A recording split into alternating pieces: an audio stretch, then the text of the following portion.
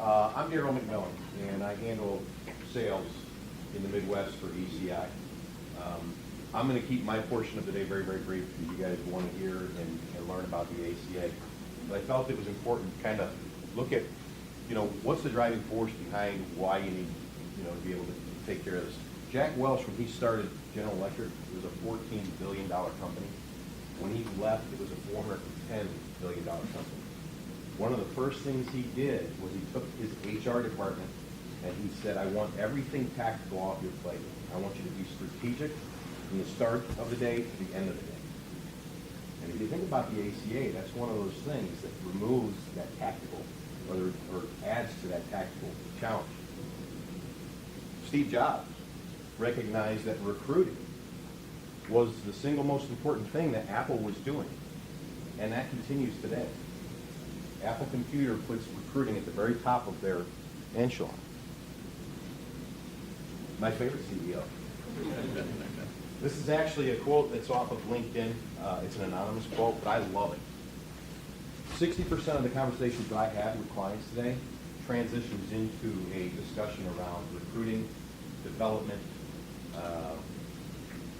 management, training programs. Point is, everybody's got things that is a strategic initiative, something that they want to put on the front burner. And yet there's things that are very common throughout that keep you from getting to that. And the ACA is one of them. So Jennifer is going to walk through how a unified HRIS will minimize the impact or the burden that the ACA will put on an HR department so that you can kind of tilt the equation back to being more strategic. Because today it's competitive. You're competing not only for business from other businesses, but you're competing for the new wave of employees from a recruiting standpoint. So I'm going to hand it over to Jennifer and let her walk you through how an HRIS can help impact your business and bring it back to the strategic side. So, Jennifer Reed. Thank you. Just so you can take a deep breath, this is not a sales presentation, so you don't have to worry about us selling or pushing our product today. We really wanted to just inform you about the HR technology space in general in regards to ACA. I think it would help a lot just for you to hear as far as development tracks, what we've gone through, what you go through. And, you're an expert on the law, right? Following Larry, everybody knows. How are you going to manage it? How are you managing it today? I'm sure, if you wouldn't mind, just to start off, if any of you have looked either at your current solution, like your current payroll vendor, like you're thinking about adding time and attendance, or if you're thinking about expanding in that area, specifically due to the law, would you mind raising your hand? There's one, two, couple. If you haven't thought about your HR technology, and I don't mean you necessarily have to buy a new one, because I did consulting for many years, so I understand the whole, if it's not broken, don't fix it. But I'm going to point out quite a few areas that you could also talk to your current vendor or start thinking about. And to give you a little background on me, Bill said I did HR technology consulting. I worked for an HR technology consulting firm, and I consulted with about 700 employers. Small end 10, high end, they had 18,000 employees. But day in, day out, I was in that 100 to a couple of thousand space. And employers, when they were talking to me, I wasn't selling them anything. They were looking for technology. So when I first started doing the consulting, mainly it was, I'm on ADP, I want to replace it. I'm on Paychex, I want to replace it. In other words, they already had a payroll solution in-house. Maybe they were moving to another one, or maybe they were adding on functionality. There at the end, especially when healthcare reform, all the laws and all the regulations for the ACA came out, I was talking to more employers on QuickBooks. They were doing payroll in-house with a software, or they were doing it on QuickBooks, or they were doing it in Excel. I would joke that Excel was the #1 HR system all the time, and I would always get a laugh, because there were so many, in the beginning, most employers that were doing it manual were just going to stay manual. They weren't changing what they were doing in-house because it wasn't broken for them. But when this law came in, all the hours of service, so all the employers that were doing timesheets on paper, all the employers that were doing timesheets on Excel, or didn't have timesheets and they were paying hours on the honor system, it really opened their eyes as far as, how am I going to do this? All Larry talked about was hours of service, hours on a monthly basis, hours on a weekly basis. How many of you have a time and attendance system in place? Right? So of the ones that don't, how are you going to manage that? So that's mainly what I want to talk about is some of those areas. Now, I've got a definition of terms up here, and I'm assuming that everybody kind of knows these definitions, so don't bear with me just a minute. I wanted to give you these because your definition of terms may not match the way the vendor is defining their technology. And I thought it was important to point that out. And I've worked with all the vendors in the space that you probably know of, ADP, Ceridian, Ultimate, even ones that maybe aren't as known like Paylocity, Ascenus, and been admin providers. I know all the benefits enrollment in ACA because of that consulting. So because I did that and I worked with them intimately, I learned the vendor knowledge. And I would talk to employers about the difference between, so for example, a big one, when we think payroll, and probably when you think payroll, paychecks, and I'm making it very simple. It's just, paying payroll, paychecks, direct deposits, W-2s. That's really what falls under the payroll category. However, the HRIS category is one of those areas that I also would review new payroll vendors. So I would have a local vendor call me. I'd be working on an employer. I have an employee that's looking for a payroll system. The vendor was calling them, and so the employer would refer this new vendor, that happened to be a small vendor in the area, to me. And the vendor would say, oh, yeah, we have an HRIS system. And I would get on the phone with them. I'd say, okay, do you have benefits enrollment? Well, yes. Okay, can they enroll in benefits? Yes. How many customers are on your benefits enrollment system? One. And then I would get into the other areas. Do you have applicant tracking? Sure, yeah. And then and I would, with this payroll vendor, I would go through the steps, that are in an HRIS system, only to find out that they just were a payroll vendor. They said they had an HR technology, but they were just a payroll vendor. And I'm sure if any of you have done an RFP or have looked or have talked, you've run into that at least a couple of times. And you have to be really careful when you're seeing demonstrations to make them dig in, in some of those areas. Because if they say, if you're looking for a system, performance management is one too. I was talking to one, and you have performance management. Sure, they can attach the reviews here, and they can track the date here. That's not a performance management system. That's just custom fields that you can do in any system. So you have to really kind of learn the language and really dig in and get into those details if you're going through those discussions and considering them. And then the last category, of course, is time and attendance. Now, as you know, each of you probably, you can either just do payroll, you can do payroll HRIS, you can have a separate HR system, you can have just time and attendance. There's all different variables of where employers are at depending on their needs. But if you think about what we just went through, healthcare reform touches all these areas, which is why the HRIS payroll time and attendance vendors are growing like ECI. We're luckily, crazy, horrible, confusing law are getting the advantage of this, as well as companies like ADP and other ones that offer those complete services. As far as out there, if you're looking, the options out there can be overwhelming. Thousands of what I call payroll-only vendors. Remember the category I put up there? And a lot of them say they have HR technology, but it's just payroll. There's a lot of vendors out there that rebrand and resell another's vendor technology. And why does that matter to you? They don't own the system at all. So when they start saying things like customizations, configurations, things they can do for you, it's not them. They can configure the system, but when it comes to customizations, they don't own the product. So when there's uniqueness, it's hard for them to make a different, change there. Also, there are companies out there that own zero technology, and they'll have a payroll company that's another company as their payroll provider. They'll have an HR system that's another company, and then they'll have a payroll system that's another company. So all they are really is selling you product. And then you have 3 systems that are really owned by someone else. What happens if one of those companies gets acquired? That's part of the product. So that's the type of things you really need to think about. Hundreds of benefits enrollment companies as well out there. Some of them have started to add on front-end ACA tools specifically for this. The one thing I want you to think about that and the standalone ACA tools, because this law is so overwhelming, those tools just look like, I mean, they just look awesome. You see them and you can just stick your period in and it shows you this graph. And you're just so overwhelmed. It's one of those things that sometimes it just, it's like, oh, there it is. But what I want you to think about is where the data is coming from if you end up using a product like that.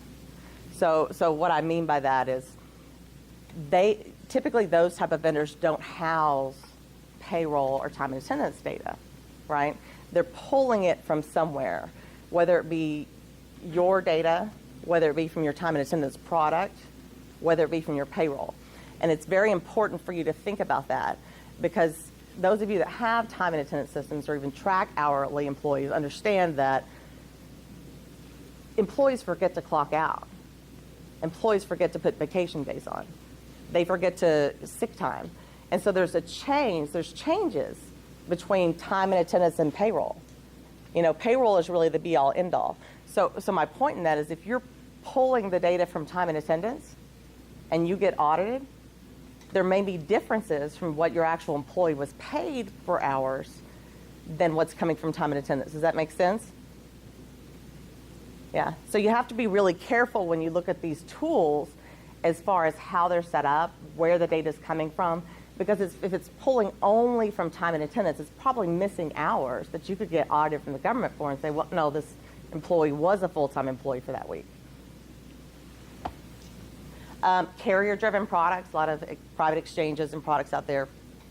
Standalone HRIS vendors that may or may not offer payroll. And the category that we're in, multiple providers that offer HRIS, payroll, and time and attendance products. And then all of these options, you already don't have enough time in the day.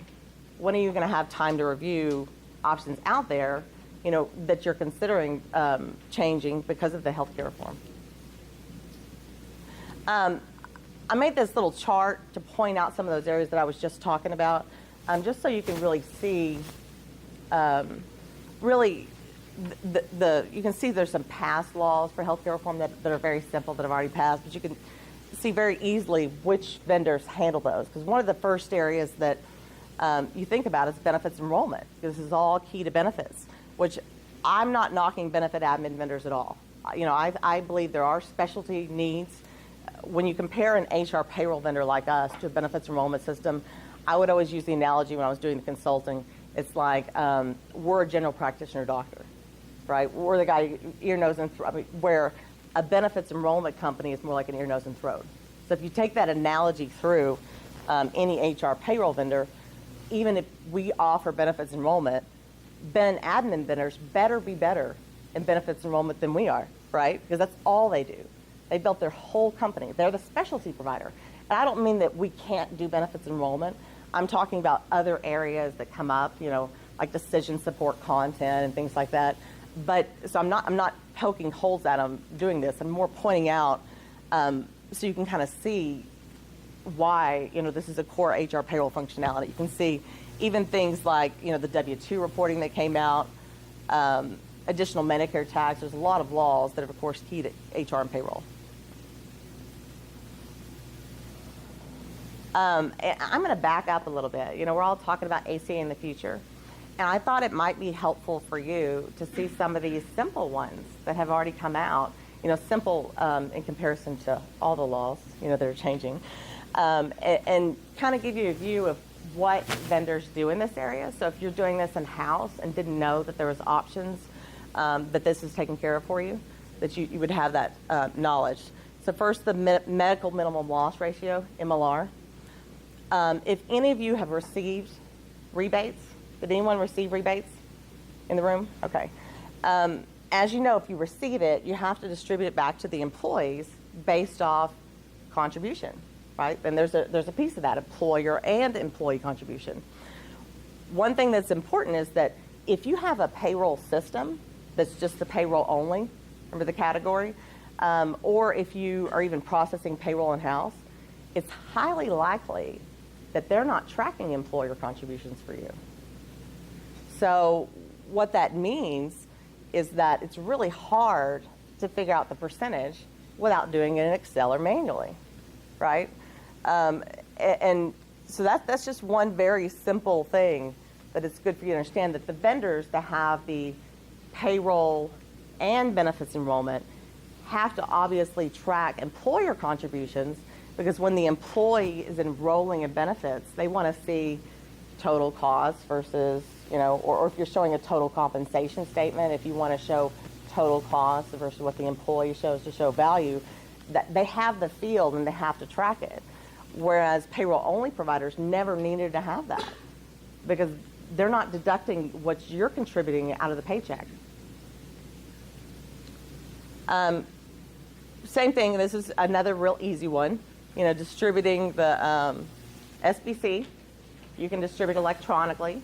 I'm going to refer to Larry anywhere that has to do with the actual laws, as far as the law behind distributing that. But very easy thing to do in technology. If you have any type of system in place and you have employee self-service, you should be able to apply it, distribute electronically to them, so you don't have to email out or send out paper forms or have them sign off on it. Payroll-only vendors, believe it or not, though, don't always have an employee portal. They'll have where they can see their paychecks, or they can change their direct deposit. But the ones that tend to have a little bit of HR technology are the ones that have the more built-out employee portal. W-2 reporting, this is a lot like the MLR rebate, because on the W-2s, as you know, you've already had to do this. You had to report on box 12DD, the employer plus employee contributions. This, for clients of ours and other HR payroll companies, we do it for them. There's no, you have to give us employee and employer contributions, because we track it. And so that's what I wanted you to realize, because I'm sure that if you're doing it in-house, like I said, you're doing it in Excel, figuring it out, putting on the W-2s, or even if you have a payroll-only provider, I think you may have thought, I'm going to outsource payroll so I don't have to mess with little things like this. But they still don't have those employer contributions. So you're still probably having to do it, sending them a file or Excel or any way for them in order to do this at the end of the year. FSA, and part of enrollment, benefits enrollment. Benefits enrollment provider could do this, obviously. A provider that offers HRIS usually has the benefits enrollment in the system. Medicare tax, this is entirely a payroll function. So even if you're working with payroll-only providers, they should be doing this for you. If they're not, you should consider it, because all of us in this space have to do this. So if you have any employees that are making more than $200,000, high earners, they're subject to that Medicare tax, and it's an increase of 9%. Now it applies only for them. You don't have to pay the additional there, but the key is that it happens the dollar they go over. So it's not, I have one employee that makes $210,000 a year, I have to apply additional taxes. It's not simple like that. It's the dollar that they go over the $200,000 when you apply it. That's why when we're doing payroll for you, you don't even feel this, or if any other company is doing it, you may not even realize that it changes. But if you're doing it in-house, I'm sure you know. But you want to make sure that you've got something in place that you can track the time it went over. Now, you also don't have to worry about the other filing statuses, which I'm sure you know. You only have to worry about the single. However, you have to deduct for the employee if they go over. If you don't, and this is something Larry could talk about too, you're liable for those taxes. If you don't deduct once they hit the dollar over $200,000, you're liable for those taxes. And if the employee doesn't pay them, you're liable for their taxes that you wouldn't have to pay to begin with. The big one, ACA, player pay, PPACA, all the different words that are used for the law that Larry covered quite a bit today. This is the big area where HRIS payroll vendors are going to shine. And it's because it touches every bit of the system. All the other previous laws, like I said, the payroll, the Medicare, if you have payroll only, they should cover that. This is the one area why all of vendors like us are growing, is because of these laws that are coming up and the fear. We have a lot of clients in the industries that are directly affected by this: hospitality, retail, manufacturing, and so that's why we have we're growing in those areas too as a result of this. Very complex, as you know. Your eyes glass over and you get a little overwhelmed every time. I'm sure you have a meeting with the benefits attorney because of a new law change. The law has changed twice since I started writing this presentation. And that was just, since I've updated, just since a month or two ago, twice. We also are investing in external resources. Vendors like us, we have to. Attorneys, compliance sources. In order for us to be able to provide technology that helps our client base, we have to update what we're doing to fit the need. We're seeing a lot of clients, too, that in the past that probably wouldn't use external resources that are using it because of all the changes and the updates that are happening. You really need real-time interaction with time and attendance, payroll, and benefits for it to help. And what I mean by that, when I was doing the consulting, I would sometimes work with a group that would have separate time and attendance systems, separate company. They would have payroll system here, and maybe they were adding an HR system. So they end up with three, and they may have been separate decisions, because when you're getting into the HR technology area, you're only doing it when you're already stressed, right? You don't want to look at things like this unless you're stressed to the point that you need it. So once so what happens is sometimes they do it in steps. I would work with some groups that start at 50, grew to 500, and they started in that step process.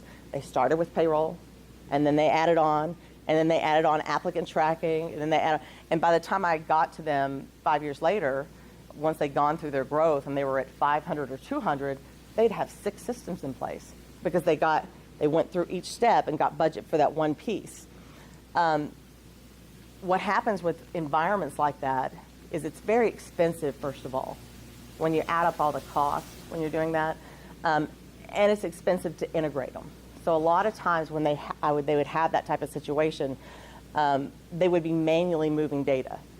I'm pulling out of here and putting it to here via Excel, or I'm uploading it. And so what causes that is there's no real-time integration between the systems, and they were paying more once they got to that point as well.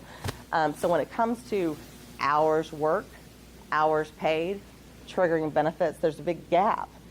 And it would create another administrative burden that you would have to do if you had that type of situation.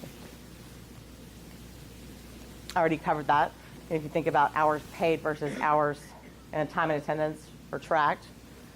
Vendors that offer full HRIS functionality and payroll in a single database even have a bigger advantage. We luckily are in that area. But what I mean by that, if you've ever looked, like I said, in the HR technology space, you'll probably hear some vendors say, we offer a single database. You'll hear it and you're like, why do they keep pointing that out at me? It doesn't seem like it's that important. That's because the big market leader, ADP, if you back up, ADP is so big they pay 1 out of every 6 Americans in the United States. That's how big they are. So I can go in any area, any part of the country, everybody knows ADP.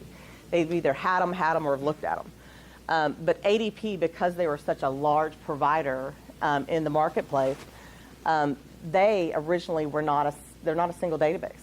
They had a separate pay expert here. First it was PCPW, then a separate pay expert here. HRB is where it was, time and attendance, and then they wrapped it all under Workforce Now.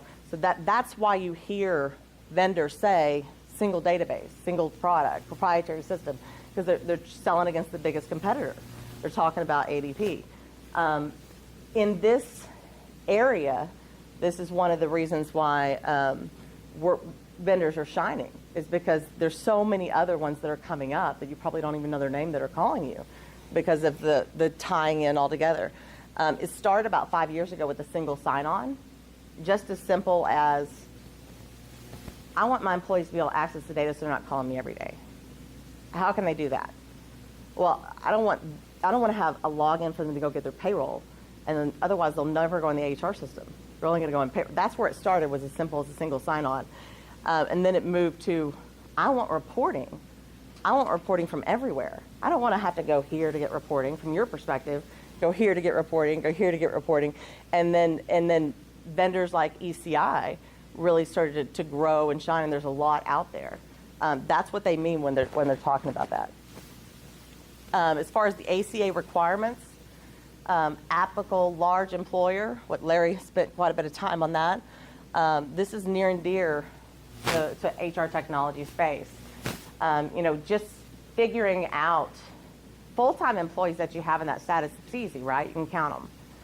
It's when you take the total hours of all the other employees for the month, and it's got to include vacation, sick time, all the other hours that are included just in that calculation alone, would be very hard to do in Excel. And then when you can actually, if you have seasonal employees, and you can look and see, did they work 6 months or less? You see when they were hired, you see when they were terminated right there, and you can pull them out of that calculation, to try to see if you can push yourself below that number. There's a lot of moving parts here. I'm really curious if anybody has any comments on how they're planning on doing this today. I don't know if you're willing to share.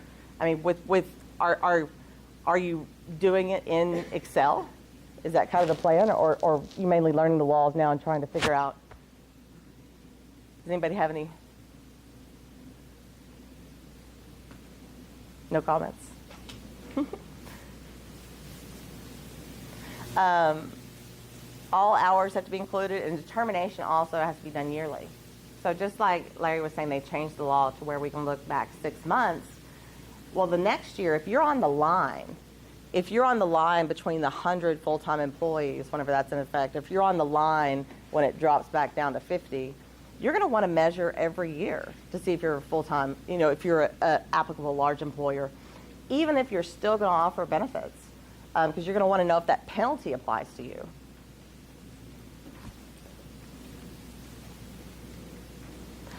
Just an example of one of our standard reports, and you'll see I brought up some of these as examples so you could see kind of what behind the scenes are available.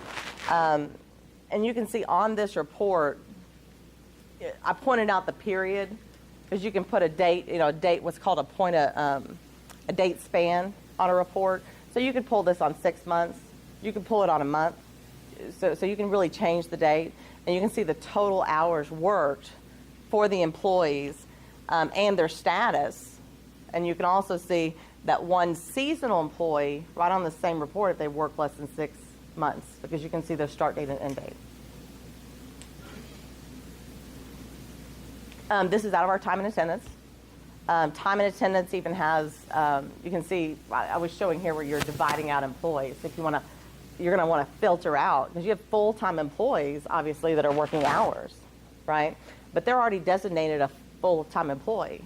So you don't need to necessarily count them in this total hours where you're adding in the additional employees. And so you can filter out different classes. Or if you want to pull a report and see, okay, all my seasonal employees and how many hours they worked on a month, or average hours they worked. And this was reflecting one employee total hours in a month for the whole year. The numbers are low just because it's a demo database, but you can see, you get the idea. One of the options, as Larry said, is what's called the pay.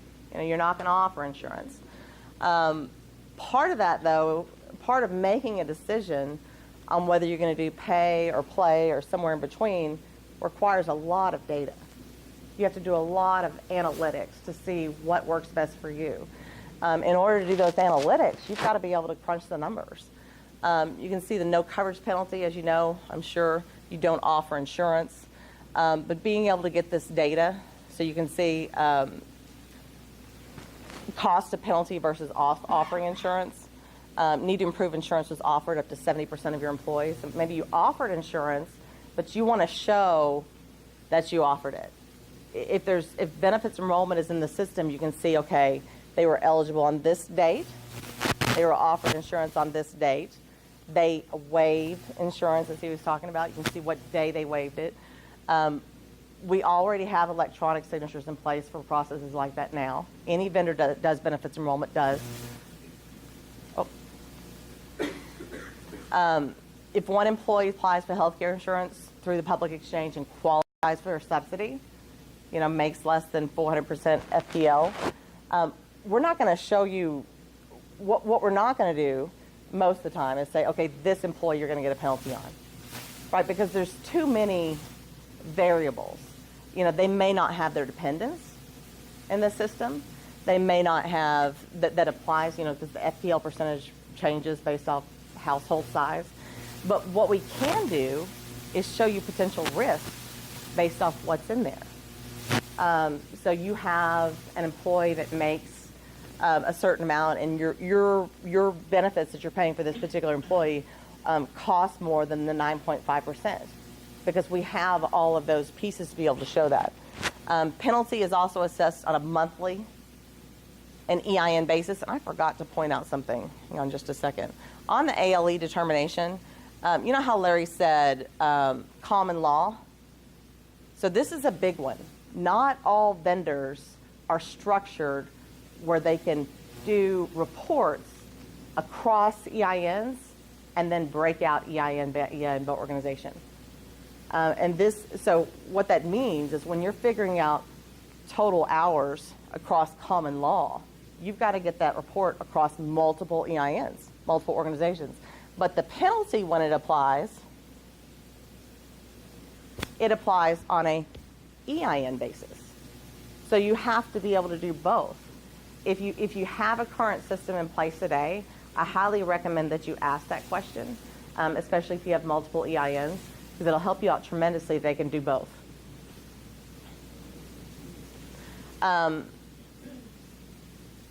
Any questions so far? Kind of running through. I don't want to make sure I don't run out of time. No questions? Pay, the play option. You offer insurance, but you want to make sure it's affordable and you want to track that. You need to track employees that potentially will qualify for the subsidy. So if you offer insurance, because one of the strategies that I've seen, maybe I want to offer insurance, but I can't afford to do the affordable, right? So even if you offer insurance and it's unaffordable, it applies a penalty, right? So, but you really have to do an analysis on what works best for you. So what comes with that is being able to track employees that may show as unaffordable, or if I do that, if I offer insurance that's considered unaffordable, what's that number mean? What is that $3,000 going to add up to if they apply for a subsidy? And then you can gauge by looking at that whether you want to offer affordable, unaffordable, or not offer insurance. Again, the penalty is applied on an EIN basis.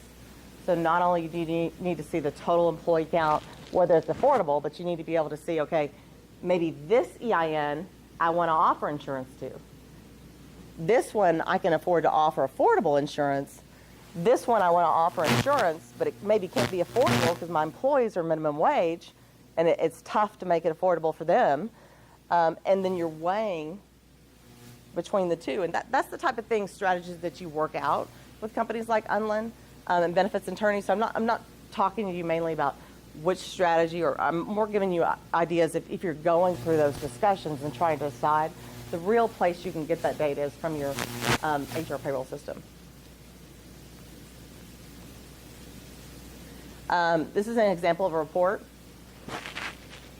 Prove that insurance was offered. And you can see right on this report, it's got employee number, last name, first name, the hire date, their benefit effective date, their benefit termination date, their status. It should be a pretty standard report. Penalty assessment report. This is where a lot of vendors like us are building new reports. If you're an ADP customer, I'm sure you've seen they've been marketing like crazy, but there's a lot of other vendors in that space too that are developing. So even your current one may be doing this. Maybe developing and you don't know it yet. There's a lot of reports we're doing to make it easier on our clients. This is an example of one. What this is reflecting, it's got the employee name. We have their state on there. And then we hold the taxable wages, right, which is what drives the 9.5%. So we have their W-2 taxable wages. We show their FPL percentage and that unaffordable. So what this is designed for is, first of all, are they being offered affordable insurance? You can see there's one that's over the 9.5%. So you could easily look at that one employee, move over and say, well, are they above are they below the 400% federal poverty level? Yes. That's a potential penalty. That's a potential affordability penalty. However, they're so low that they're potentially eligible for Medicaid. So you're really just kind of looking and analyzing the risk there just with a single report, because if they're eligible for Medicaid and they're in Medicaid, then they won't ever trigger, they won't qualify for the subsidy, which triggers the penalty to you. Are employees potentially eligible to participate in their parent plan? Forgot to mention that. That's why the age is listed on this as well.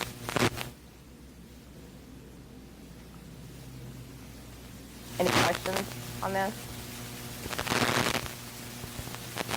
Yep.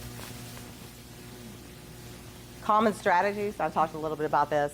We have some groups that would focus on holding their count below ALE. There's employers out there that'll focus on holding part-time and variable employees below the 30 hours. So an example is, and that may seem like a negative thing, but I thought about it in another light. When you have, especially like the large retail or large organizations that have a lot of lower paid, or hospitality clients have a lot of lower paid employees, when you look at the cost, so if they offer affordable insurance to those employees, sometimes what happens is that the affordable insurance for those employees is unaffordable for those employees to elect, right?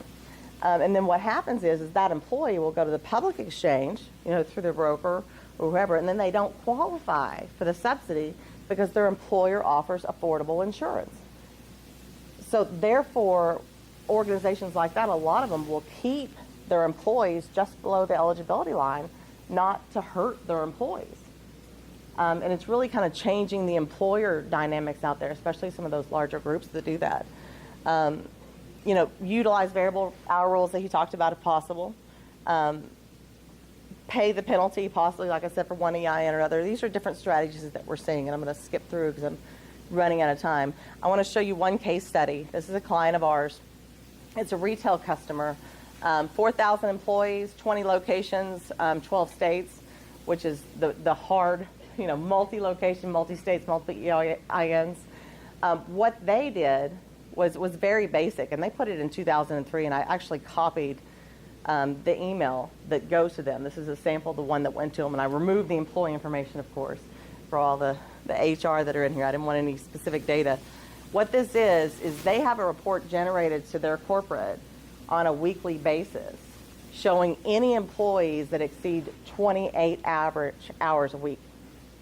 And it comes in a list report that shows the employees and what hours they're at. And they chose this decision so they could watch and see, okay, they're approaching 30 hours.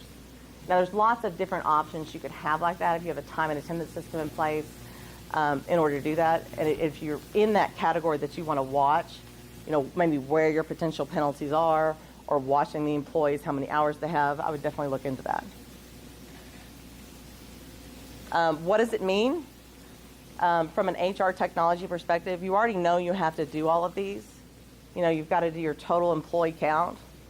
You've got to track your employees' benefit eligibility, whether they've enrolled, whether they've waived, average hours worked per week, per month, hours worked over a period, W-2 income as a percentage of benefits contribution for affordability, W-2 income in context of 400% FPL, and employee and employer contributions. And of course, there's many others. I mainly just wanted to focus on some key ones that HR technology could help. And finally, the future. Larry talked about that reporting that you're going to have to send to the government to show that you offered insurance. The 655 and 656 reporting is not finalized yet, and I'm sure, when it comes to that, Larry will have distributions, or you can work with him. It's supposed to be finalized this summer that says what's supposed to be in that report. And the reason why I point that out is that report, among others, may be something we do for our clients. And so that should trigger you that if you have your payroll, HRIS out, with a provider, they may do that. But since it's not finalized yet, it's hard for us to say for sure, but once it's finalized, that may be something that falls under that category.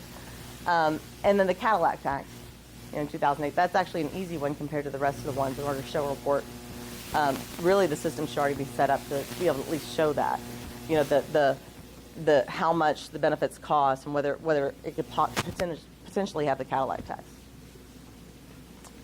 Any questions?